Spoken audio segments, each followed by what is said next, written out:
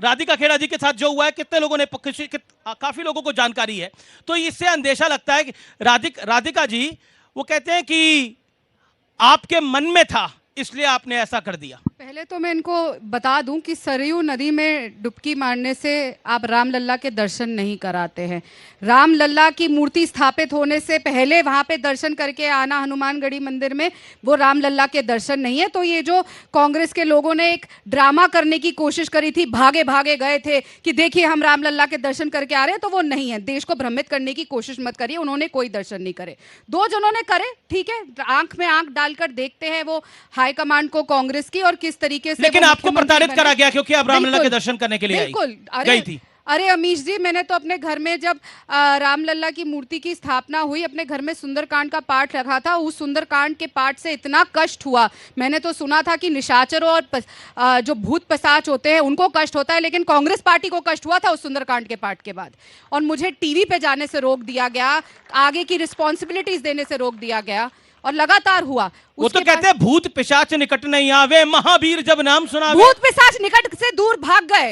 आज मैं बच के राम भक्तों के बीच में आ गई हूँ, राम जी के परिवार के बीच में आ गई हूँ, क्योंकि भूत पिशाचों ने जिस तरीके से मेरे साथ जो किया, मुझे कमरे में बंद किया, मेरे को गाली गलौज करी, वो किसी राम भक्त या हिंदू भक्त या सनातन धर्म के संस्कार नहीं। बहुत गलत था वो तो, जिस तरह से कमरे को बंद करके 3 लोगों ने गाली गलौज करा। उसकी वायरल वीडियो सामने जब आई तो वाकई मतलब वो हृदय विदारक थी वो चीज। राजकुमार भाटी, राम मंदिर को बेकार करके कह के क्या आपको लगता है, और साथ ही साथ राम मंदिर का फैसला जब भविष्य में आपकी सरकार ऐसा आपको जो आप पे आरोप लग रहा है आपकी इंडिया अलायंस पे आएगी, तो राम मंदिर का फैसला पलटेंगे, क्या आपको लगता है इससे आपका वोट बैंक मजबूत होगा? प्रधानमंत्री ने बोला ये अपने वोट बैंक के लिए सब कुछ कर रहे हैं। अभी भूत पिशाच का जिक्र हो रहा था, तो सारे भूत पिशाच तो बीजेपी में चले गए हैं। अब जिस पार्टी में थे, जिन के ऊपर भ्रष्टाचार के आरोप थे, ईडी ने छापे मारे थे, पैसे मिले थे, सारे बीजेपी में शामिल हो गए और सबके पाप माफ हो गए। जहां तक ये मंदिर वाला मसला है, देखिए आप याद करिए अमीश जी, जब अयोध्या विवाद चल रहा था तो तमाम विपक्षी पार्टियों का और अन्य लोगों का भी ये स्टैंड था कि अयोध्या का विवाद या तो आपसी सहमति से हल हो या सुप्रीम कोर्ट के निर्णय का इंतजार किया जाए।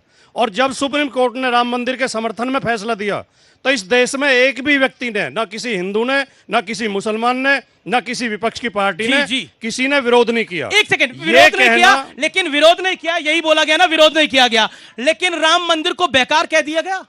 मैं बोल रहा हूं, नहीं क्यों कहा गया बेकार? बोल रहा हूं।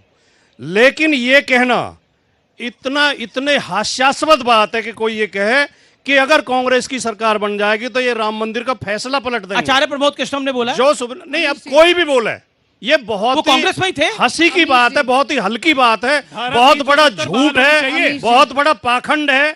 इन लोगों का पूरा प्रयास है। मैं बोल लूं क्या?